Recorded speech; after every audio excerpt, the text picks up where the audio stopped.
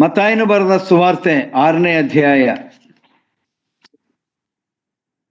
ನಾವು ಶಿಷ್ಯರ ಪ್ರಾರ್ಥನೆಯ ಆ ಎಲ್ಲಾ ಸನ್ನಿವೇಶವನ್ನ ನಾವು ಓದುತ್ತಾ ಬಂದೆವು. 10ನೇ ವಚನದಿಂದ ನಾವು ಈಗಾಗಲೇ 13 ವಚನವರೆಗೆ 12ನೇ ವಚನದವರೆಗೆ ನಾವು ಆ ಪ್ರಾರ್ಥನೆಯ ಆ ಭಾಗವಾಗಿ ಅನೇಕ ಸತ್ಯ ಸಂಗತಿಗಳನ್ನ ನಾವು ಆಲೋಚನೆ ಮಾಡ್ತಾ ಬಂದೆವು. ಈಗ ಕೊನೆಯ ಮಾತು, ಪ್ರಾರ್ಥನೆಯ ಕೊನೆಯ ಮಾತು ಯೇಸು ಸ್ವಾಮಿ ಹೇಳುವಂತಹದ್ದು ವಚನ 13. ನಮ್ಮನ್ನು ಶೋಧನೆಯೊಳಗೆ ಸೇರಿಸದೆ ಕೇಡಿನಿಂದ ನಮ್ಮನ್ನು ತಪ್ಪಿಸು. ಪ್ರಾರ್ಥನೆ ಮಾಡುವಾಗ ದೇವರ ಮೇಲೆ ಭರವಸೆ, ನಂಬಿಕೆ, ನಿರೀಕ್ಷೆ ಇಟ್ಟು ಮಾಡುವಂತಹ ಪ್ರಾರ್ಥನೆ.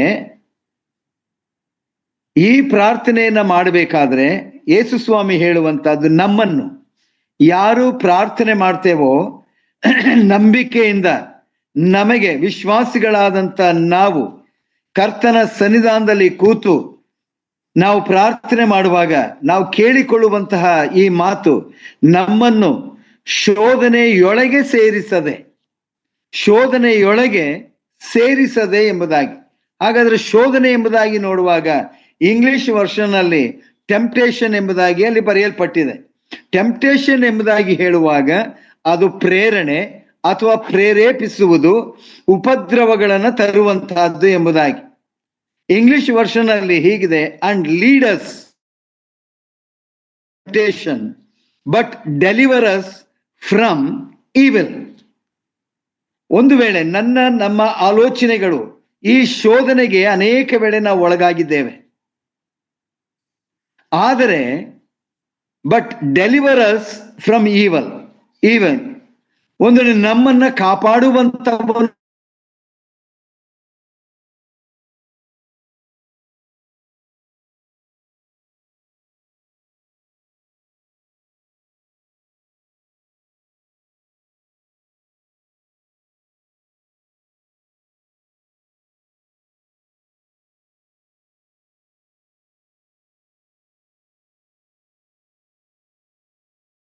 ಕಣ್ಣಾರೆ ಕಂಡಿದ್ದೇವೆ.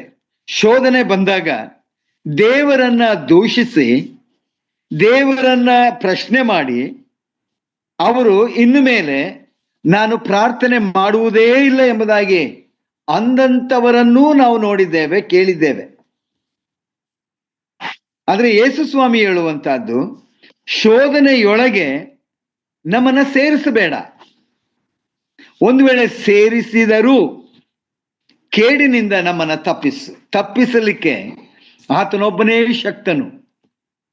ನಾವು ನೋಡ್ತೇವೆ ಅನೇಕ ವೇಳೆ ನಮಗೆ ಬರುವಂತ ಶಾರೀರಿಕವಾದಂತ ಅನೇಕ ಉಪದ್ರವಗಳು, ನಮ್ಮ ಜೀವಿತದಲ್ಲಿ ಬರುವಂತ ಅನೇಕ ಉಪದ್ರವಗಳು, ನಮ್ಮನ್ನ ಬೇಕು ಎಂಬುದಾಗಿ ಪ್ರೇರೇಪಿಸುವಂತ ಅನೇಕ ಸಂಗತಿಗಳು ನಮ್ಮನ್ನ ಈ ರೀತಿಯಾದಂತ ಶೋಧನೆಗೆ ಒಳಪಡಿಸುವಂತಹದ್ದು ಆಗಿದೆ.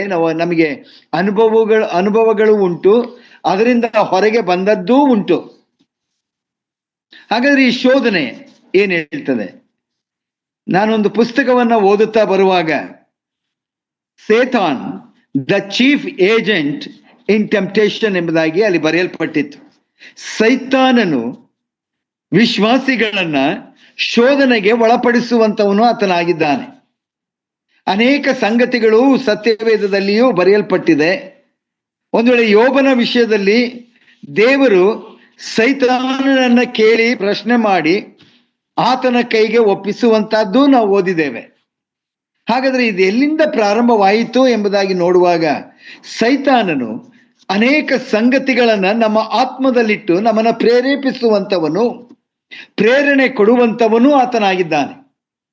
ಇದನ್ನ ಹೊಂದಿದಂಥವರು ನಾವು ನಂಬಿಕೆಯಿಂದ ನಾವು ಶೋಧನೆಗೆ ಒಳಗಾದಾಗ ನಾವು ಪ್ರಾರ್ಥನೆಗೆ ನಾವು ಹೋಗ್ತೇವೆ, ಸರ್ವಶಕ್ತನ ಬಳಿಗೆ ನಾವು ಹೋಗ್ತೇವೆ.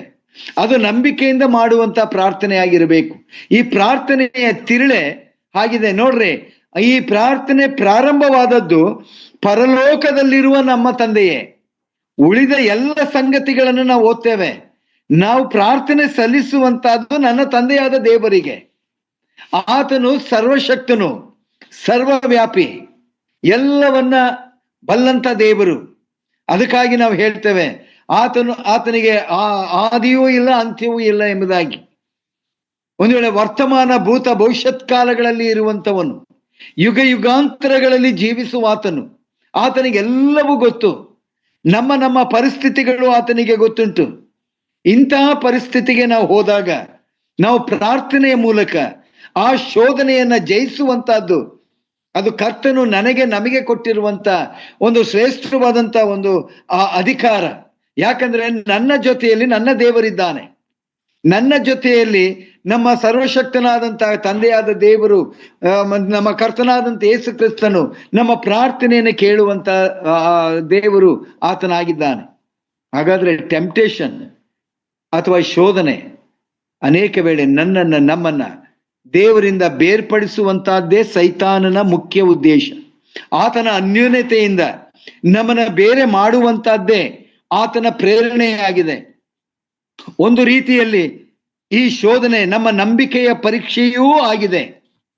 ಈ ತರವಾದಂತ ಪರೀಕ್ಷೆಗಳು ನಮ್ಮ ನಂಬಿಕೆಯನ್ನ ಇನ್ನೂ ಬಲಪಡಿಸಬೇಕಾಗಿದೆ. ಇಂತಹ ಒಂದು ಶೋಧನೆಗಳು ನಮ್ಮ ನಂಬಿಕೆಯನ್ನ ಅನೇಕ ವೇಳೆ ಕುಸಿಯುವಂಥದ್ದು ಆಗಿದೆ ಪ್ರಿಯರೇ.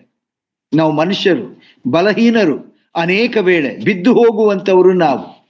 ಆತನ ಪ್ರೇರಣೆ ಇದೆಯಲ್ಲ, ಆತನ ಮಾತುಗಳಿದೆಯಲ್ಲ, ಆತನು ತರುವಂತ ಅನೇಕ ಸಂಗತಿಗಳಿದೆಯಲ್ಲ, ಅದು ಕರ್ತನಿಂದ ನಮ್ಮನ್ನು ದೂರ ಮಾಡುವಂತಹದ್ದು. ಯಾಕಂದ್ರೆ ಅನೇಕ ವೇಳೆ ನಮ್ಮ ನಂಬಿಕೆ ಬಹಳ ಸಾಧಾರಣವಾದದ್ದು. ಅನೇಕ ವೇಳೆ ಯೇಸು ಸ್ವಾಮಿ ತನ್ನ ಶಿಷ್ಯರಿಗೆ, ತನ್ನ ಜೊತೆಯಲ್ಲೇ ಇದ್ದುಕೊಂಡಂತ ಶಿಷ್ಯರನ್ನ ಆತನು ಹೇಳುವಂತ ಮಾತು, ಎಲೈ ಅಲ್ಪ ವಿಶ್ವಾಸಿಗಳೇ ಎಂಬುದಾಗಿ. ಎಲೈ ಅಲ್ಪ ವಿಶ್ವಾಸಿಗಳೇ. ಒಂದು ವೇಳೆ ಯೇಸು ಸ್ವಾಮಿಯ ಜೊತೆಯಲ್ಲೇ ಇದ್ದಂಥವರು, ಯೇಸು ಸ್ವಾಮಿ ಮಾಡುತ್ತಾ ಇರುವಂತ ಎಲ್ಲಾ ಕಾರ್ಯಗಳನ್ನ ಗಮನಿಸಿದಂಥವರು, ಯೇಸು ಸ್ವಾಮಿ ಹೇಳುತ್ತಾ ಇದ್ದಂತ ಎಲ್ಲ ಸಂಗತಿಗಳನ್ನು ತಿಳಿದಂಥವರು, ಅಧಿಕಾರವನ್ನ ಕೊಟ್ಟಾತನು ಒಂದು ವೇಳೆ ಅವರ ಬಗ್ಗೆ ಹೇಳುವಂತ ಮಾತು, ಎಲೈ ಅಲ್ಪ ವಿಶ್ವಾಸಿಗಳೇ.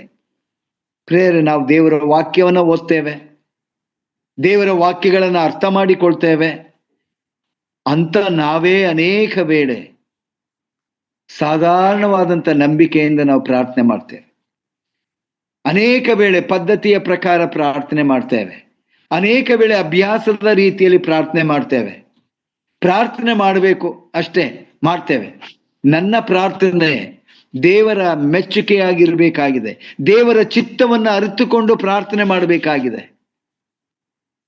ನಮ್ಮ ಜೀವಿತದಲ್ಲಿ, ಇದು ವೈಯಕ್ತಿಕವಾದಂಥ ಜೀವಿತದಲ್ಲಿ ಬರುವಂತ ಈ ಶೋಧನೆಗಳನ್ನ ಜಯಿಸುವಂತ ಮಾರ್ಗವನ್ನು ಸಹ ಕರ್ತನು ನಮಗೆ ಆತನು ಅನುಗ್ರಹಿಸಿಕೊಟ್ಟಂತ ನಮ್ಮ ಕರ್ತನು ಆತನಾಗಿದ್ದಾನೆ.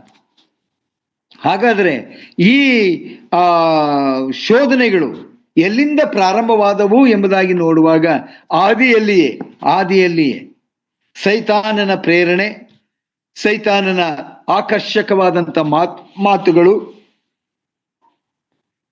ಆತನ ಬೋಧನೆಗಳು ನಮ್ಮನ್ನ ಈ ಶೋಧನೆಗೆ ಒಳಪಡಿಸುವಂತಹದ್ದು. ನಾನು ಮತ್ತೊಮ್ಮೆ ಹೇಳ್ತೇನೆ, ವಿಶ್ವಾಸಿಗಳಾದಂಥ ನಮಗೆ, ನಂಬಿಕೆಯುಳ್ಳಂಥವರಾದಂಥ ನಮಗೆ ಬರುವಂತ ಶೋಧನೆ ನಮ್ಮನ್ನ ದೇವರಿಂದ ಅಗಲಿಸುವಂತಹದ್ದೇ ಆತನ ಉದ್ದೇಶವಾಗಿದೆ. ಬನ್ನಿ ನಾವು ಹೋಗೋಣ. ಆದಿಕಾಂಡಗಳ ಪುಸ್ತಕ ನಮ್ಮೆಲ್ಲರಿಗೆ ಚಿರಪರಿಚಿತವಾದಂತ ಒಂದು ಸನ್ನಿವೇಶ. 3ನೇ ಅಧ್ಯಾಯ, ಆದಿಕಾಂಡಗಳ ಪುಸ್ತಕ 3ನೇ ಅಧ್ಯಾಯ 1ನೇ ವಚನದಿಂದ ನಾನು ಓದ್ತೇನೆ. 7ನೇ ವಚನದವರೆಗೆ ಕೆಲವು ಸಂಗತಿಗಳನ್ನ ನಾವು ಇದರ ಮೂಲಕ ನಾವು ಅಭ್ಯಾಸ ಮಾಡೋಣ ಪ್ರಿಯರೇ. ಈ ಶೋಧನೆಗಳು ಹೇಗಿದೆ ಎಂಬುದಾಗಿ ನೋಡುವಾಗ ಅದರ ಹಿನ್ನೆಲೆಯನ್ನು ನಾವು ಅರ್ಥ ಮಾಡಿಕೊಳ್ಳೋಣ. ಯೆಹೋವ ದೇವರು ಉಂಟು ಮಾಡಿದ ಎಲ್ಲಾ ಭೂಜಂತುಗಳಲ್ಲಿ ಸರ್ಪವು ಯುಕ್ತಿಯುಳ್ಳದ್ದಾಗಿತ್ತು. ದೇವರ ಸೃಷ್ಟಿಯಲ್ಲಿ, ದೇವರು ಉಂಟು ಮಾಡಿದಂಥ ಎಲ್ಲ ಜೀವಿಗಳಲ್ಲಿ ಸರ್ಪ ಬಹಳ ಯುಕ್ತಿಯಾದಂಥ ಒಂದು ಜೀವಿಯಾಗಿತ್ತು. ಮುಂದೆ ನಾವು ಹೋಗ್ತೇವೆ, ಆಮೇಲೆ ನಾನು ಅದನ್ನ ಎಕ್ಸ್ಪ್ಲೇನ್ ಮಾಡ್ತೇನೆ. ಅದು ಸ್ತ್ರೀಯ ಬಳಿಗೆ ಬಂದು ಈ ಸ್ತ್ರೀ ಯಾರು? ನಾವು ಇದನ್ನ ಆಲೋಚನೆ ಮಾಡೋಣ. ಮನುಷ್ಯನನ್ನ ಉಂಟು ಮಾಡಿದಂಥ ದೇವರು ಆತನು ಒಂಟಿಗನಾಗಿರುವುದು ಸರಿಯಲ್ಲ ಎಂಬುದಾಗಿ ನೆನಪು ಮಾಡಿ ಆತನಿಗೆ ಸರಿ ಬೀಳುವಂತ ಸಹಕಾರಿಯನ್ನ ಉಂಟು ಮಾಡೋಣ ಎಂಬುದಾಗಿ ಅಂದುಕೊಂಡು ಆತನ ಒಳಗೆ ಇದ್ದಂಥ ಎಲುಬನ್ನ ತೆಗೆದುಕೊಂಡು ಸ್ತ್ರೀಯಾಗ ಮಾಡಿ ಆತನನ್ನ ಆ ವ್ಯಕ್ತಿಯ ಬಳಿಗೆ, ಅಂದ್ರೆ ಆ ಪುರುಷನ ಬಳಿಗೆ ತಂದಾಗ ಆತನ ಮಾತು ಈಗ ಸರಿ. ಆತನಿಗೆ ಸರಿ ಸಮಾನವಾದಂಥ ಈ ಸ್ತ್ರೀ ದೇವರಿಂದ ಉತ್ಪತ್ತಿಯಾದಂಥವಳು, ದೇವರಿಂದ ಕೂಡಿಸಲ್ಪಟ್ಟವಳು, ದೇವರೇ ತಂದು ಒಪ್ಪಿಸಿದಂಥ ಸ್ತ್ರೀ, ಆಕೆಯನ್ನ ಆತನು ಸ್ವೀಕಾರ ಮಾಡಿ ಈಗ ಸರಿ, ನನ್ನ ಎಲುಬು ನನ್ನ ಮಾಂಸ ಎಂಬುದಾಗಿ ಆತನು ಹೇಳ್ತಾನೆ. ಒಂದು ವೇಳೆ ಅವರಿಬ್ಬರು ಒಂದೇ ಶರೀರವಾಗಿದ್ದಾರೆ ಅನ್ನುವಂತಹ ವಾಕ್ಯ ನಾವು ನೋಡ್ತೇವೆ. ಈಗ ಆ ಸ್ತ್ರೀಯ ಬಳಿಗೆ, ಯಾವ ಸ್ತ್ರೀಯನ್ನ ದೇವರು ಉಂಟು ಮಾಡಿದಾನೋ, ಯಾವ ಸ್ತ್ರೀ ಪುರುಷರು ದೇವರ ಅನ್ಯೋನ್ಯತೆಯಲ್ಲಿದ್ದರೋ, ಯಾವ ಸ್ತ್ರೀ ಪುರುಷರು ದೇವರನ್ನ ಅರಿತವರಾಗಿದ್ದರೋ, ಯಾವ ಸ್ತ್ರೀ ಪುರುಷರು ದೇವರ ಜೊತೆಯಲ್ಲಿದ್ದಂಥವರು, ಅವರ ಬಳಿಗೆ ಸೈತಾನ ಬರ್ತಾನೆ. ಪ್ರಿಯ, ಇವತ್ತು ನಾವುಗಳು ನಮ್ಮ ಕರ್ತನನ್ನ ಅರಿತಂತವರಾಗಿದ್ದೇವೆ, ದೇವರ ವಾಕ್ಯವನ್ನು ತಿಳ್ಕೊಂಡಿದ್ದೇವೆ, ದೇವರ ಭಯಭಕ್ತಿಯಲ್ಲಿ ನಾವು ಜೀವಿಸುವಂತವರಾಗಿದ್ದೇವೆ, ದೇವರ ಅನ್ಯೋನ್ಯತೆಯಲ್ಲಿ ನಾವಿದ್ದೇವೆ, ದೇವರ ಪ್ರೀತಿಯನ್ನ ಕಂಡುಕೊಂಡಂತವರು ನಾವು. ನಮ್ಮ ಬಳಿಗೂ ಆತನು ನೇರವಾಗಿ ಬರುವಂತವನು ಆತನಾಗಿದ್ದಾನೆ.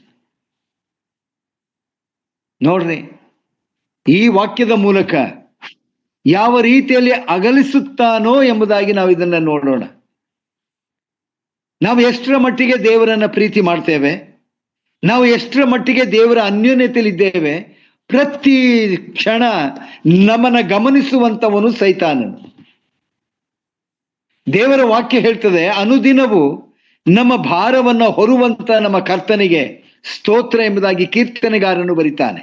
ಅನುದಿನವೂ ಅಂದರೆ ಒಂದು ಕ್ಷಣವೂ ನಮ್ಮನ್ನ ಬಿಟ್ಟಿರದೇ ಇರುವಂತ ದೇವರು, ನಮ್ಮ ಭಾರಗಳನ್ನ ಹೊತ್ತುಕೊಳ್ಳುವಂತ ದೇವರು, ನಮ್ಮನ್ನ ಪ್ರೀತಿಸುತ್ತಾ ಇರುವಂತ ದೇವರು. ಅದೇ ಪ್ರಕಾರವಾಗಿ ಸೈತಾನನು ಸಹ ನಮ್ಮನ್ನ ಗಮನಿಸುವಂತವನು ಆತನಾಗಿದ್ದಾನೆ. ಈ ಸ್ತ್ರೀ ಪುರುಷರನ್ನ ಯಾವ ರೀತಿಯಲ್ಲಿ ಆತನು ಗಮನಿಸುತ್ತಾ ಬಂದನೋ ಅದೇ ಪ್ರಕಾರ ನಮ್ಮನ್ನ ಶೋಧನೆಗೆ ಒಳಪಡಿಸಬೇಕೆಂಬುದಾಗಿ ಕಾಯುವಂತವನು ಆತನಾಗಿದ್ದಾನೆ. ನೋಡ್ರಿ, ಈಗ ಆತನು ಬರ್ತಾನೆ. ದೇವರ ಅನ್ಯೋನ್ಯತೆಯಲ್ಲಿದ್ದಂತ ಈ ಸ್ತ್ರೀ ಪುರುಷರು ಅವರ ಬಲಹೀನತೆಯನ್ನ ಕಂಡಂತವನು ಈಗ ಆತನು ಬರ್ತಾನೆ. ಯಾರ ಬಳಿಗೆ? ಸ್ತ್ರೀಯ ಬಳಿಗೆ ಆತನು ಬರ್ತಾನೆ. ಬಂದು ಆತನು ಕೇಳುವಂತ ಪ್ರಶ್ನೆ ನೋಡ್ರಿ, ಏನವ್ವ? ಬಹುಶಃ ಇದು ಹೊಸ ಪದ, ಆ ಸ್ತ್ರೀಗೆ ಆಕರ್ಷಣೆಯನ್ನ ಉಂಟು ಮಾಡುವಂತ ಒಂದು ಪದ, ಏನವ್ವ ಎಂಬುದಾಗಿ. ಬಹುಶಃ ಆತನ ವಾಯ್ಸ್ ಹೇಗಿತ್ತೋ ಗೊತ್ತಿಲ್ಲ, ಯಾಕಂದ್ರೆ ಯುಕ್ತಿ ಉಳ್ಳಂತವನು ಎಂಬುದಾಗಿ ದೇವರ ವಾಕ್ಯ ಹೇಳುವಾಗ ಪರಿಸ್ಥಿತಿಯನ್ನ ಬಲ್ಲಂತವನು, ಸನ್ನಿವೇಶಗಳನ್ನ ಬದಲಾಯಿಸುವಂತವನು ಸೈತಾನನು. ಬಹಳ ಆಕರ್ಷಣೀಯವಾದಂಥವನು ಆತನಾಗಿದ್ದಾನೆ, ಬಹಳ ಜ್ಞಾನವಂತನೂ ಆತನಾಗಿದ್ದಾನೆ. ದೇವರ ವಾಕ್ಯದ ಮೂಲಕವೇ ಆತನು ಆಕೆಯ ಬಳಿಗೆ ಬಂದು ಪ್ರಾರಂಭದ ಮಾತು ಏನವ್ವ, ಮತ್ತೆ ಆತನು ಹೇಳ್ತಾನೆ, ತೋಟದಲ್ಲಿರುವ ಮರದ ಹಣ್ಣನ್ನ ನೀವು ತಿನ್ನಬಾರದಾ ಎಂಬುದಾಗಿ ಆತನು ಕೇಳ್ತಾನೆ. ಆದರೆ ಒಂದು ಪದ ಅವನು ಸೇರಿಸುವಾಗ, ತೋಟದಲ್ಲಿರುವ ಯಾವ ಮರದ ಹಣ್ಣನ್ನು ನೀವು ತಿನ್ನಬಾರದೆಂದು,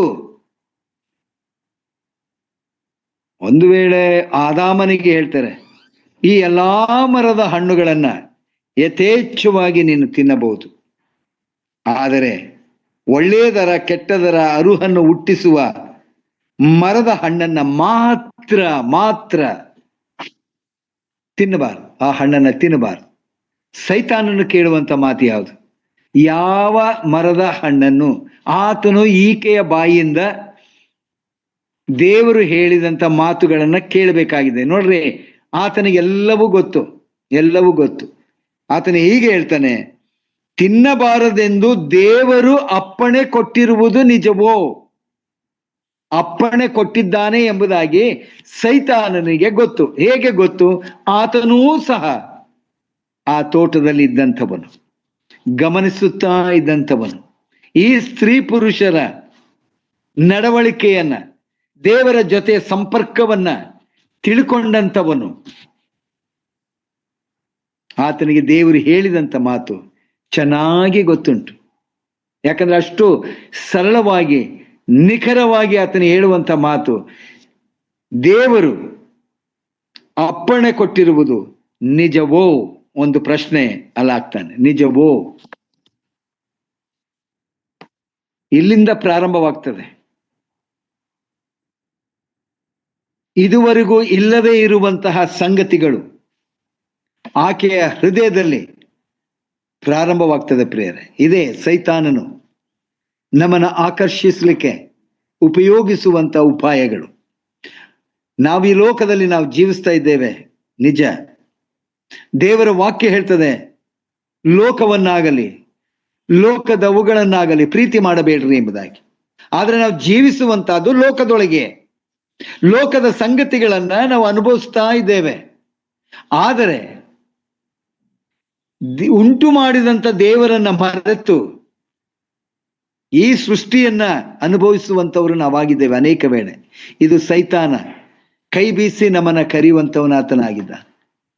ಲೋಕದ ಸಂಗತಿಗಳು, ತಿಳಿಯದೇ ಇರುವಂತ ಅನೇಕ ಸಂಗತಿಗಳನ್ನ, ಆ ಮರ್ಮವನ್ನ ಆತನ ನಮಗೆ ತಿಳಿಸುತ್ತಾ ಆಕರ್ಷಕವಾದಂಥ ರೀತಿಯಲ್ಲಿ ನಮ್ಮನ್ನು ಎಳ್ಕೊಳ್ಳುವಂಥವನು ಆತನಾಗಿದ್ದಾನೆ. ಆಮೇಲೆ ನಮ್ಮ ತಪ್ಪುಗಳನ್ನು ನಾವು ಅರಿತುಕೊಳ್ತೇವೆ. ಬಿದ್ದ ಮೇಲೆ ನಾನು ಬಿದ್ದಿದ್ದೇನೆ ಎಂಬುದಾಗಿ ತಿಳ್ಕೊಳ್ತೇವೆ. ಬೀಳುವಂತೆ ಮಾಡುವಂಥವನು ಆತನಾಗಿದ್ದಾನೆ. ಅದಕ್ಕಾಗಿ ಯೇಸು ಸ್ವಾಮಿ ಹೇಳ್ತಾ ಇರಲು, ಶೋಧನೆಗೆ ಒಳಗಾಗದಂತೆ ನನ್ನನ್ನು ತಪ್ಪಿಸು. ಒಳಗಾಗದಂತೆ, ಆ ಆಕರ್ಷಣೆಗೆ ಒಳಗಾಗದಂತೆ ನನ್ನನ್ನು ತಪ್ಪಿಸು ಎಂಬುದಾಗಿ ಆ ಪ್ರಾರ್ಥನೆಯ ತಿರುಳು ನಾವು ಕಾಣ್ತೇವೆ. ಪ್ರಿಯರೇ, ಇಲ್ಲಿ ಆತನು ಬಂದು ದೇವರೇ ಹೇಳಿದ್ದಾನೆ ಎಂಬುದಾಗಿ ಆತನಿಗೆ ಗೊತ್ತಿದ್ದರೂ ಪ್ರಶ್ನೆ ಮಾಡ್ತಾನೆ. ಆಗ ಸಹಜವಾಗಿ ಆ ಸ್ತ್ರೀ ಹೇಳುವಂತ ಮಾತು, ತೋಟದಲ್ಲಿರುವ ಮರಗಳ ಹಣ್ಣನ್ನು ನಾವು ತಿನ್ನಬಹುದು. ಎಸ್, ಅಷ್ಟೇ ಅನ್ಬಿಟ್ಟು ಸುಮ್ಮನಾಗಿರ್ಬೋದಾಗಿತ್ತು ಅವಳು. ಆದರೆ ಆ ಪದ, ಆ ಪ್ರೇರಣೆಯ ಪದ ಆದರೆ, ತೋಟದ ಮಧ್ಯದಲ್ಲಿರುವ ಮರದ ಫಲದ ವಿಷಯವಾಗಿ ಇದನ್ನು ತಿನ್ನಲು ಕೂಡದು, ಮುಟ್ಟಲು ಕೂಡದು ಎಂಬುದಾಗಿ ಆಕೆ ಹೇಳ್ತಾಳೆ.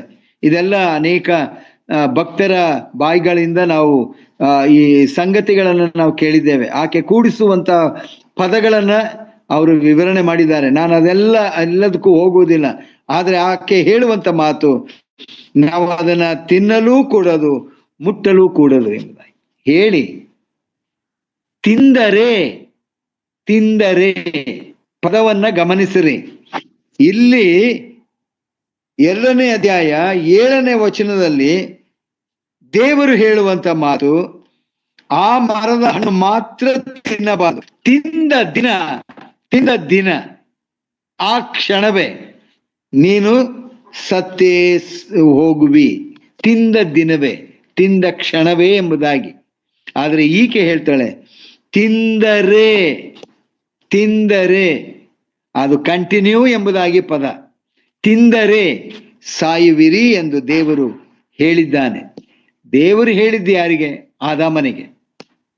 ಈಕೆ ಹೇಳುವಂತ ಮಾತಿಗೂ ದೇವರು ಆದಾಮನಿಗೆ ಹೇಳಿದಂತ ಮಾತಿಗೂ ವ್ಯತ್ಯಾಸಗಳನ್ನು ನಾವು ಕಾಣ್ತಾ ಇದ್ದೇವೆ. ತನ್ನದೇ ಆಲೋಚನೆಯಲ್ಲಿ ಸೈತಾನನಿಗೆ ಆಕೆ ಉತ್ತರವನ್ನ ಕೊಡ್ತಾ ಇದ್ದಾಳೆ.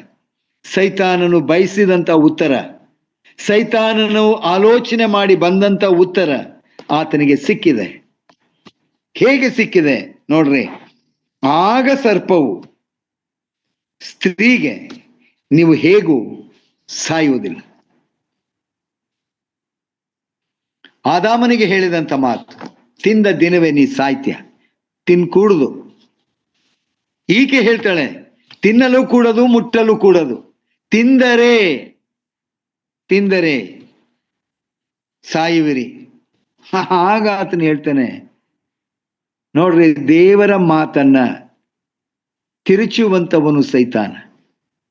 ನೀವು ಹೇಗೂ ಸಾಯುವುದಿಲ್ಲ. ಒಂದು ಕಾನ್ಫಿಡೆನ್ಸ್ ಕೊಡ್ತಾನೆ ಆ ಸ್ತ್ರೀಗೆ, ನೀವು ಸಾಯೋದಿಲ್ಲ, ಬರ್ಕೊಡ್ತೀನಿ ಬೇಕಾದ್ರೆ ನೀವು ತಿನ್ನೋಡು, ತಿಂದರೆ ಅಂತ ಹೇಳಿದಳಲ್ಲ, ನೀವು ಸಾಯುವುದಿಲ್ಲ, ಪರೀಕ್ಷೆ ಮಾಡ್ಬೇಕಾ, ತಿನ್ನು. ಈಗ ಟೆಂಪ್ಟೇಷನ್, ದೇವರು ಹಾಗೆ ಹೇಳಿದ್ದಾನೆ. ಆದರೆ ಯುಕ್ತಿಯುಳ್ಳಂತ ಈ ಸರ್ಪ ನೀವು ಸಾಯುವುದಿಲ್ಲ ಅಂತ ಹೇಳ್ತಾ ಇದ್ದಾರೆ. ಈಗೇನ್ ಮಾಡಬೇಕು? ಒಂದು ಪರೀಕ್ಷೆ. ನಮ್ಮ ಮಕ್ಕಳಿಗೆ, ಚಿಕ್ಕ ಮಕ್ಕಳಿಗೆ ಒಂದು ವೇಳೆ ಅಪ್ಪ ಅಮ್ಮ ಹೇಳಿರ್ತಾರೆ, ನೋಡು ಏನ್ ಮಾಡಿದ್ರು ಸರಿ, ಆ ಡಬ್ಬ ಮಾತ್ರ ಮುಟ್ಬಾರ್ದು, ನಾವು ಬರೋವರೆಗೂ ಅದ್ರ ಸ್ಥಳದಿಂದ ನೀನ್ ಎತ್ಕೋಬಾರ್ದು, ಅದನ್ನ ಓಪನ್ ಮಾಡಬಾರ್ದು, ನೋಡಬಾರ್ದು ಅಂತ ಹೇಳಿರ್ತಾರೆ. ಕುತೂಹಲ, ಮಕ್ಕಳಿಗೆ ಕುತೂಹಲ ಏನಿರಬಹುದು. ಒಂದು ಸಾರಿ ಟ್ರೈ ಮಾಡೋಣ. ದಿಸ್ ಇಸ್ ಟೆಂಪ್ಟೇಷನ್, ಪ್ರೇರಣೆ. ಅದರೊಳಗೆ ಏನಿದೆ, ತಿನ್ನಬಹುದಾ, ತಿನ್ನದೇ ಇರುವಂತಹದ್ದ, ಒಂದು ಸಾರಿ ನೋಡ್ಬಿಟ್ಟು ಅದೇ ಸ್ಥಳದಲ್ಲಿ ಇಟ್ಬಿಡೋಣ. ಏನೂ ಗೊತ್ತಿಲ್ಲದೆ ಇರುವಂತೆ ನಾವಿದ್ಬಿಡೋಣ. ಇದು ಆ ಮಕ್ಕಳಿಗೆ ಕೊಡುವಂತ ಒಂದು ಟೆಂಪ್ಟೇಷನ್. ಒಂದು ಚಿಕ್ಕ ಉದಾಹರಣೆ, ಈಕೆ ಹೇಳುವಂತ ಮಾತು. ಒಂದು ವೇಳೆ ಹೇಳಿದಾಗ ಸೈತಾನ ಹೇಳ್ತಾನೆ, ನೀವು ಹೇಗೂ ನೀವು ಸಾಯುವುದಿಲ್ಲ, ನೀವು ಇದರ ಹಣ್ಣನ್ನ ತಿಂದಾಗಲೇ, ತಿನ್ನಿರಿ. ಇದು ಆತನ ಆಲೋಚನೆ. ತಿನ್ನಬಾರದು, ದೇವರ ಆಲೋಚನೆ. ತಿನ್ನಿರಿ. ನೋಡ್ರಿ, ಎಷ್ಟು ವ್ಯತ್ಯಾಸಗಳನ್ನ ನಾವು ಕಾಣ್ತೇವೆ. ನಮ್ಮನ್ನ ಪ್ರೇರೇಪಿಸುವಂತವನು, ನಮ್ಮನ್ನ ಟೆಂಪ್ಟ್ ಮಾಡುವಂತ ಸೈತಾನ. ದೇವರ ಮಾತುಗಳನ್ನ ನಾವು ಸ್ವೀಕಾರ ಮಾಡದೇ ಇರುವಂತಹದ್ದು ಆತನ ಬಯಕೆ. ಮಾಡಬಾರದು. ಆತನ ವಾಕ್ಯಗಳು ನಮ್ಮ ಹೃದಯದಲ್ಲಿ ಇರಬಾರದು. ಆ ವಾಕ್ಯಗಳನ್ನು ನಾವು ದೇವರ ಸನ್ನಿಧಾನಕ್ಕೆ ಬರಕೂಡುದು. ಇದು ಆತನ ಆಲೋಚನೆ.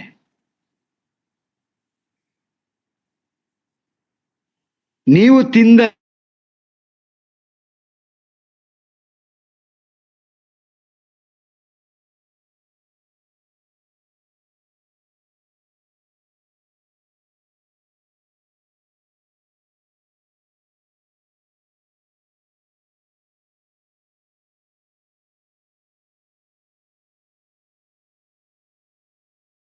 ತಿಂದ್ರೆ ನಿಮ್ಮ ಕಣ್ಣುಗಳು ತೆರೆಯಲ್ಪಡುವುದು. 4ನೇದು, ನೀವು ದೇವರಂತೆ ಆಗುವಿರಿ. ಒಂದು ವೇಳೆ ಇಬ್ಬರು ಸ್ತ್ರೀ ಪುರುಷರು ದೇವರನ್ನ ನೋಡಿದ್ದರೇನು, ದೇವರ ಜೊತೆಯಲ್ಲಿ ಇದ್ದಂಥವರು, ದೇವರ ಜೊತೆಯಲ್ಲಿ ಒಂದು ವೇಳೆ ವಾಕಿಂಗ್ ಮಾಡಿದಂಥವರು, ದೇವರ ಜೊತೆಯಲ್ಲಿ ಸಂಭಾಷಣೆಯನ್ನ ಮಾಡುತ್ತಾ ಇದ್ದಂಥವರು, ದೇವರಂತೆ ಆಗುವಿರಿ, ದೇವರಂತೆ ಆಗುವಿರಿ. ಎಂಥ ಒಂದು ಟೆಂಪ್ಟೇಷನ್, ಶೋಧನೆಗೆ ಒಳಗಾದಂತ ಈ ಸ್ತ್ರೀ.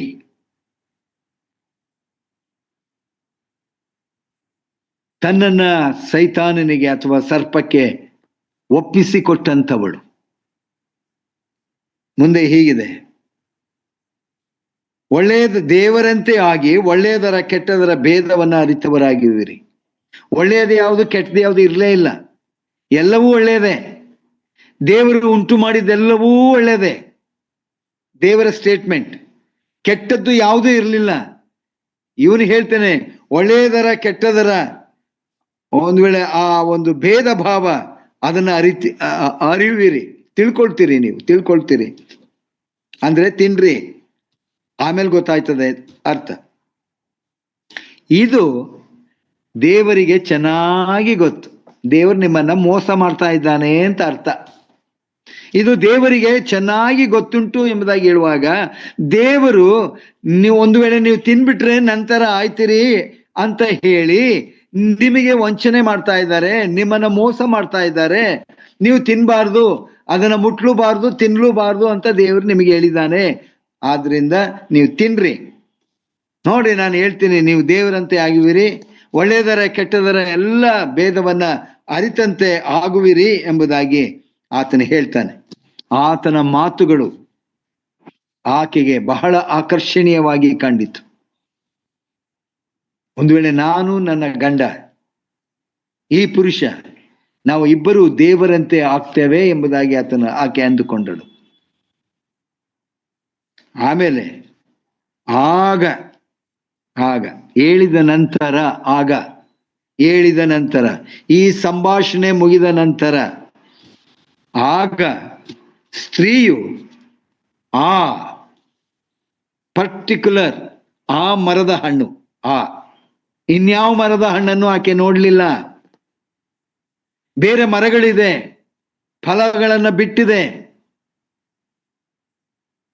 ಒಂದು ವೇಳೆ ಪ್ರಾರಂಭದಲ್ಲೇ ದೇವರು ಹೇಳ್ತಾರೆ, ನಾನು ಓದ್ತೇನೆ, 2ನೇ ಅಧ್ಯಾಯ ಆದಿಕಾಂಡ, ಯೆಹೋವ ದೇವರು ನೋಟಕ್ಕೆ ರಮ್ಯವಾಗಿಯೂ ಊಟಕ್ಕೆ ಅನುಕೂಲವಾಗಿಯೂ ಇರುವ ಎಲ್ಲಾ ತರದ ಮರಗಳನ್ನು ಆ ಭೂಮಿಯಲ್ಲಿ ಬೆಳೆಯ ಮಾಡಿದನು ಎಂಬುದಾಗಿ ಅಲ್ಲಿ ಬರೆಯಲ್ಪಟ್ಟಿದೆ. ಈಕೆ ಆಗ ಸ್ತ್ರೀಯು ಆ ಪರ್ಟಿಕ್ಯುಲರ್ ಆಗಿ ಆ ಮರದ ಹಣ್ಣನ್ನ ತಿನ್ನುವುದಕ್ಕೆ ಉತ್ತಮವಾಗಿಯೂ ತಿಂದಿದ್ದಾಳ? ಇಲ್ಲ, ತಿಂದಿಲ್ಲ, ಇನ್ನೂ ತಿಂದಿಲ್ಲ. ಈಗ ಆಕೆ ಆ ಮರದ ಹಣ್ಣನ್ನು ನೋಡುವಾಗ ತಿನ್ನುವುದಕ್ಕೆ ಆಹಾ ಎಷ್ಟು ಚಂದ, ಉತ್ತಮವಾಗಿಯೂ ನೋಡುವುದಕ್ಕೆ ರಮ್ಯವಾಗಿಯೂ. ಈಗಾಗಲೇ ರಮ್ಯ ಎಂಬ ಪದ ಬಂದಿದೆ. ಆದರೆ ಈಕೆ ತನ್ನ ಹೃದಯವನ್ನ ಬದಲಿಸಿಕೊಂಡಂಥವಳು, ತನ್ನ ಆಲೋಚನೆಗಳನ್ನ ಬದಲಿಸಿಕೊಂಡಂಥವಳು. ಇದು ದೇವರಿಗೆ ಗೊತ್ತುಂಟು ಎಂಬುದಾಗಿ ಹೇಳಿದಾಗ ದೇವರು ಈ ಒಂದು ಮರ್ಮವನ್ನ ಆತನು ಮರೆಮಾಡಿದ್ದಾನೆ ಎಂಬುದಾಗಿ ತಿಳ್ಕೊಂಡು ಈಗ ನಾನು ಅದನ್ನ ತಿನ್ಲಿಕ್ಕೆ ಸರಿಯಾದಂಥ ಸಮಯ ಎಂಬುದಾಗಿ ಅಂದುಕೊಂಡು ನೋಡುವುದಕ್ಕೆ ರಮ್ಯವಾಗಿಯೂ ಜ್ಞಾನೋದಯ ಒಳ್ಳೆಯದನ್ನು ಕೆಟ್ಟದನ್ನು ಆ ಭೇದವನ್ನ ಅರಿಯುವಂತಹ ಜ್ಞಾನ ನಮಗೆ ಸಿಗ್ತದೆ. ಅಲ್ಲಿಯವರೆಗೂ ಪಾಪ ಎಂಬುದಾಗಿ ಇಲ್ಲ, ಎಲ್ಲವೂ ಒಳ್ಳೆಯದೇ, ಎಲ್ಲವೂ ಉತ್ತಮವಾದಂಥದ್ದೇ. ಎಲ್ಲಾ ಮರದ ಹಣ್ಣುಗಳು ರುಚಿಯಾಗಿ ಫಲಭರಿತವಾದಂತಹ ಹಣ್ಣುಗಳೇ. ಆದರೆ ಇವತ್ತು ಆಕೆಯ ನೋಟ ಎಲ್ಲವನ್ನ ಬದಲಾಯಿಸಿದೆ. ಆಕೆಯ ಆಲೋಚನೆಗಳು ಎಲ್ಲವನ್ನ ಬದಲಾಯಿಸಿದೆ. ದೇವರನ್ನ ಮರೆತಳು, ತನ್ನ ಗಂಡನನ್ನ ಮರೆತಳು, ತನ್ನದೇ ಆದಂತಹ ರೀತಿಯ ಆಲೋಚನೆಗಳನ್ನ ಆಕೆ ಮಾಡಿದಳು. ಅಂದರೆ ಸೈತಾನನಿಗೆ ಅಥವಾ ಸರ್ಪಕ್ಕೆ ತನ್ನನ್ನ ಸಂಪೂರ್ಣವಾಗಿ ಒಪ್ಪಿಸಿಕೊಟ್ಟಳು. ದೇವರ ಮಾತುಗಳನ್ನು ತಿರಸ್ಕಾರ ಮಾಡಿದಳು. ಈಗ ಆಕೆ ಹೇಳ್ತಾಳೆ, ಎಂದು ತಿಳಿದು ಅದನ್ನ ತೆಗೆದುಕೊಂಡು ತಿಂದಳು. ನಿರ್ಭಯವಾಗಿ ತಿಂದ ದಿನವೇ ಸಾಯುವಿ. ಬಹುಶಃ ಆದಾಮನು ಏನು ಹೇಳಿದನೋ ಗೊತ್ತಿಲ್ಲ. ಇದು ಆದಾಮನಿಗೆ ಕೊಡಲ್ಪಟ್ಟಂತ ಆಜ್ಞೆ. ಆದಾಮನು ಆ ಸ್ತ್ರೀಗೆ ಬಹುಶಃ ಸರಳವಾಗಿ ಹೇಳಿರ್ಬೋದೇನು, ನೋಡಿ ಎಲ್ಲ ಮರದ ಹಣ್ಣನ್ನ ತಿನ್ನು, ಆದ್ರೆ ಈ ಮರದ ಹಣ್ಣನ್ನ ನೀನು ತಿನ್ಬೇಡ, ಅಷ್ಟೇ. ಈಗ ತನ್ನ ಗಂಡನು ಪಕ್ಕದಲ್ಲಿರುವಾಗಲೂ ಆತನನ್ನ ಒಂದು ವೇಳೆ ಲೆಕ್ಕಕ್ಕೆ ತೆಗೆದುಕೊಳ್ಳದೆ, ದೇವರ ಮಾತುಗಳನ್ನ ಸ್ವೀಕಾರ ಮಾಡದೆ ತೆಗೆದುಕೊಂಡು ತಿಂದಳು. ಕೂಡಲೇ ಅವರಿಬ್ಬರ ಕಣ್ಣುಗಳು ತೆರೆದವು.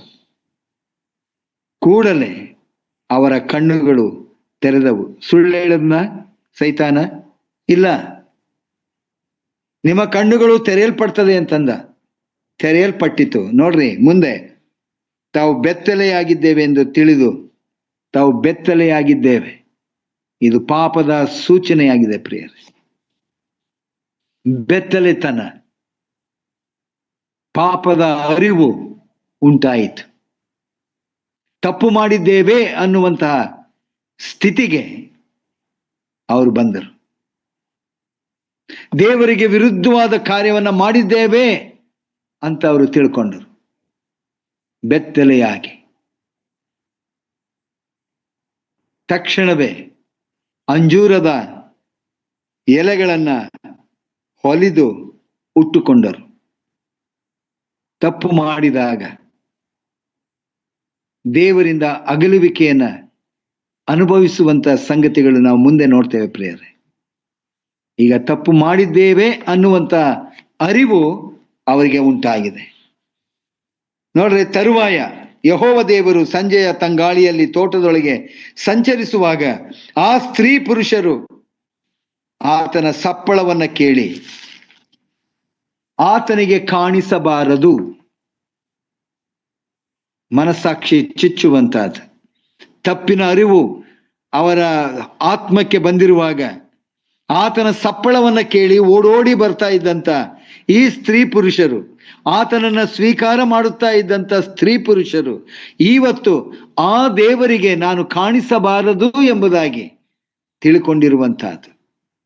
ಪ್ರಿಯರೇ, ಅನೇಕ ವೇಳೆ ನಾವುಗಳು ಈ ಲೋಕದಲ್ಲಿ ಜೀವಿಸುವಾಗ ದೇವರಿಗೆ ಇಷ್ಟವಿಲ್ಲದೆ ಇರುವಂತಹ ಕಾರ್ಯಗಳನ್ನು ನಾವುಗಳು ಮಾಡುವಾಗ ನಮ್ಮ ತಲೆಗಳು ತಗ್ಗಿಸಲ್ಪಡ್ತವೆ. ದೇವರ ಸನ್ನಿಧಾನಕ್ಕೆ ಬರಲಿಕ್ಕೆ ನಮ್ಮ ಮನಸ್ಸಾಕ್ಷಿ ಒಪ್ಪುವುದಿಲ್ಲ.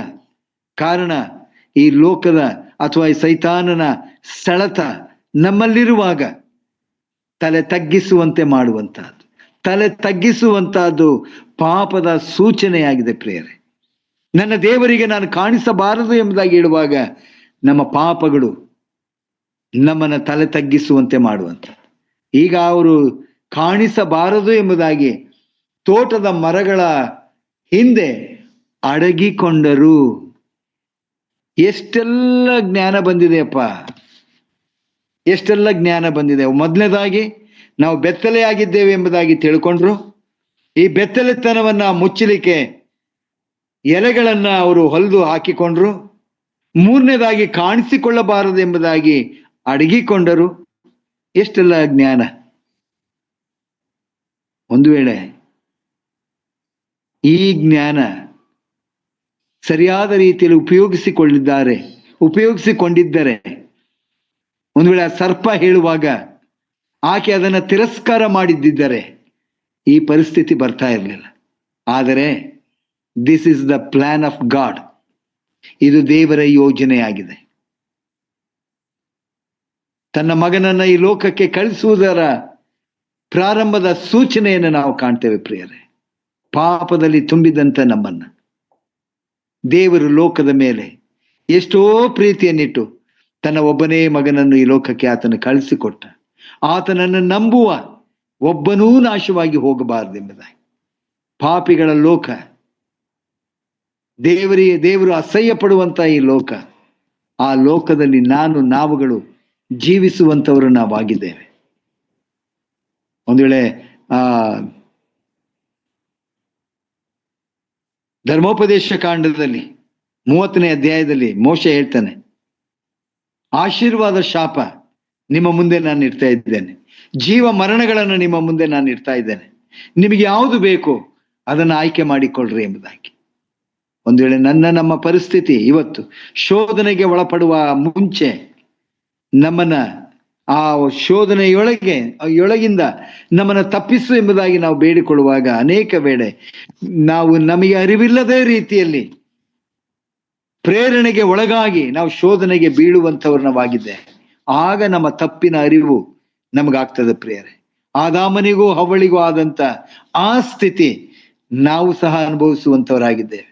ದೇವರಿಗೆ ನಾವು ಕಾಣಿಸದ ಹಾಗೆ ನಾವು ಪ್ರಯತ್ನ ಮಾಡುವಂಥವರಾಗಿದ್ದೇವೆ. ಆ ಮುಂದೆ ನಾವು ನೋಡ್ತೇವೆ, ಅಡಗಿಕೊಂಡರು. ಯೆಹೋವ ದೇವರು ಮನುಷ್ಯರನ್ನು ನೀನು ಎಲ್ಲಿರುತ್ತೀ ಎಂದು ಕೂಗಿ ಕೇಳಲು ಅವನು, ನೀನು ತೋಟದಲ್ಲಿ ಸಂಚರಿಸುವ ಸಪ್ಪಳವನ್ನು ನಾನು ಕೇಳಿ ಬೆತ್ತಲೆಯಾಗಿದ್ದೇನಲ್ಲ ಎಂದು ಅಡಗಿಕೊಂಡನು. ಹೆದರಿಕೆ ಸೈತಾನನು ಮಾಡುವಂತ ಈ ಸ್ಥಿತಿಯ ಹಾಗೆ ನಾವು ತಪ್ಪನ್ನ ಮಾಡಿ ಹೆದರಿ ದೇವರ ಬಳಿಗೆ ಹೋಗದಂತೆ ಮಾಡುವಂಥವನು. ಶೋಧನೆಗಳನ್ನ ಬರಮಾಡುವಾಗ ಅನೇಕ ವೇಳೆ ನಾವು ಮೊದಲೇ ನಾನು ಹೇಳಿದ ಹಾಗೆ ಈ ಶೋಧನೆಯನ್ನ ಜಯಿಸದೇ ಇರುವಂಥವರು, ದೇವರಿಂದ ಅಗಲುವಂಥವರು, ದೇವರೇ ಬೇಡವೆಂಬುದಾಗಿ ಹೇಳುವಂಥವರು ಆಗಿದ್ದಾರೆ. ಈ ಕಾರ್ಯಗಳನ್ನು ನಾವು ನೋಡುವಾಗ ಪ್ರಿಯರೇ, ಇದಕ್ಕೆ ಫಲಿತಾಂಶವನ್ನ ಕೊಡ್ತಾರೆ ದೇವರು. ಈ ಸೈತಾನನ ಪ್ರೇರಣೆಗೆ ಒಳಗಾದಂಥವರಿಗೆ ಆ ಒಂದು ಪನಿಷ್ಮೆಂಟ್ ನಮ್ಮೆಲ್ಲರಿಗೆ ಗೊತ್ತುಂಟು. 3ನೇ ಅಧ್ಯಾಯ, ಆ ಸರ್ಪದಿಂದ ಹಿಡಿದು ಪುರುಷನ ತನಕ ಅವ್ರು ಮಾಡಿದಂತ ಕಾರ್ಯಕ್ಕೆ ಆ ಜಡ್ಜ್ಮೆಂಟ್ ಅನ್ನ ದೇವರು ಕೊಡ್ತಾರೆ. ಆ ಜಡ್ಜ್ಮೆಂಟ್ ಸರ್ಪಕ್ಕೆ ಆ ದೇವರು ಕೊಡುವಂತಹದ್ದು, ನೀನು ಹೊಟ್ಟೆಯಿಂದ ಹರಿದು ನಿನ್ನ ಜೀವಮಾನದ ದಿನಗಳೆಲ್ಲ ಮಣ್ಣೇ ತಿನ್ನುವಿ ಎಂಬುದಾಗಿ. 2ನೇದು, ಆ ಸ್ತ್ರೀ ಮಾಡಿದಂತ ಈ ಕಾರ್ಯಕ್ಕಾಗಿ ನೀನು, ಆಕೆ ಹೇಳುವಂತ ಗರ್ಭಿಣಿಯಾಗಿರುವ ಕಾಲದಲ್ಲಿ ಬಹಳ ಸಂಕಟ ಪಡಬೇಕೆಂಬುದಾಗಿ ಆತ ನೇಮಿಸಿದ್ದಾನೆ. ಇವತ್ತಿಗೂ ನಾವು ಅದನ್ನ ಕಾಣ್ತೇವೆ. ಆದರೆ ತಿನ್ನಬಾರದೆಂದು ನಾನು ನಿನಗೆ ಆಜ್ಞಾಪಿಸಿದ ಮರದ ಫಲವನ್ನು ನೀನು ಹೆಂಡತಿಯ ಮಾತನ್ನ ಕೇಳಿ ತಿಂದ ಕಾರಣ ನಿನ್ನ ನಿಮಿತ್ತ ಭೂಮಿಗೆ ಶಾಪ ಬಂತು. ನಿನ್ನ ನಿಮಿತ್ತ ಭೂಮಿಗೆ ಶಾಪ ಬಂತು. ಇವತ್ತಿನ ದಿವಸ ಈ ಭೂಮಿಯಲ್ಲಿ ಇರುವಂತ ಅನೇಕ ಸಂಗತಿಗಳನ್ನು ನಾವು ಕಾಣ್ತೇವೆ.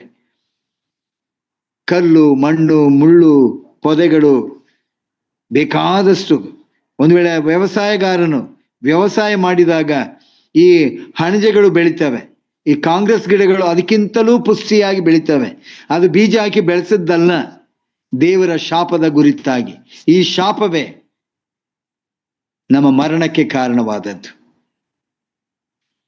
ಅದಕ್ಕಾಗಿ ಒಂದು ವೇಳೆ ಈ ಮರಣದಿಂದ ನಮ್ಮನ್ನು ತಪ್ಪಿಸುವಂಥವನು, 2ನೇ ಮರಣದಿಂದ ನಮ್ಮನ್ನು ತಪ್ಪಿಸುವಂಥವನು ನಮ್ಮ ಕರ್ತನೆ.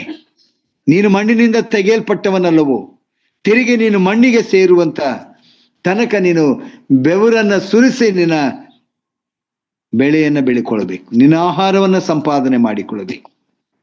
ಈ ಶಾಪ, ಶೋಧನೆಗೆ ಒಳಗಾದಂತ ಸ್ತ್ರೀಯ ಮೂಲಕ ಇಡೀ ಮನುಷ್ಯ ಕುಲಕ್ಕೆ ದೇವರು ಈ ಶಾಪವನ್ನು ಆತನು ಅನುಗ್ರಹಿಸಿಕೊಟ್ಟಿದ್ದಾನೆ. ಆದರೆ ತನ್ನ ಮಗನ ಮೂಲಕ, ನಾನು ಮುಂದಿನ ಸಂದೇಶದಲ್ಲಿ ನಾನು ಅನೇಕ ಸಂಗತಿಗಳನ್ನ ನಿಮಗೆ ತಿಳಿಸ್ತೇನೆ ಈ ಶೋಧನೆಯ ವಿಷಯದಲ್ಲಿ. ಆದರೆ ಶೋಧನೆಯನ್ನ ಜಯಿಸುವಂತ ಮಾರ್ಗವನ್ನು ಆತನು ನಮಗೆ ಅನುಗ್ರಹಿಸಿಕೊಟ್ಟಿದ್ದಾನೆ. ಯಾರಿಗೆ? ವಿಶ್ವಾಸಿಗಳಾದಂಥ ನಮಗೆ, ನಿಜವಾದಂಥ ನಂಬಿಕೆ ಇಟ್ಟಂತ ನಮಗೆ ಆ ಶೋಧನೆಯನ್ನ ಜಯಿಸುವಂತ ಅಧಿಕಾರ.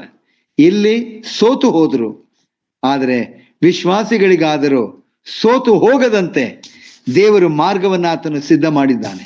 ಆ ಮಾರ್ಗದಲ್ಲಿ ನಡೆಯುವುದಾದರೆ ಯಾವುದೇ ಸೈತಾನನ ಶೋಧನೆಗಳು ನಮ್ಮನ್ನು ಮುಟ್ಲಿಕ್ಕೂ ಸಾಧ್ಯವಿಲ್ಲ. ಶೋಧನೆಗಳು ಬರ್ತವೆ, ಆದರೆ ಜಯಿಸುವಂತ ಅಧಿಕಾರ ನಮ್ಮ ಕರ್ತನು ನಮಗೆ ಅದನ್ನು ಅನುಗ್ರಹಿಸಿಕೊಟ್ಟಿದ್ದಾನೆ. ಈ ವಾಕ್ಯದ ಮೂಲಕ ನಾವು ಈ ಲೋಕದಲ್ಲಿ ಜೀವಿಸುವಾಗ ಧೈರ್ಯವಾಗಿದ್ದು ಶೋಧನೆಯನ್ನು ಎದುರಿಸುವ ಹಾಗೆ ಧೈರ್ಯವಾಗಿದ್ದು ಕರ್ತನ ಬಳಿಗೆ ನಾವು ಹೋಗ್ಲಿಕ್ಕೆ ಆಗುವಂತೆ ಈ ವಾಕ್ಯಗಳು ನಮ್ಮನ್ನು ಬಲಪಡಿಸಲಿ. ಆಮೇನ್.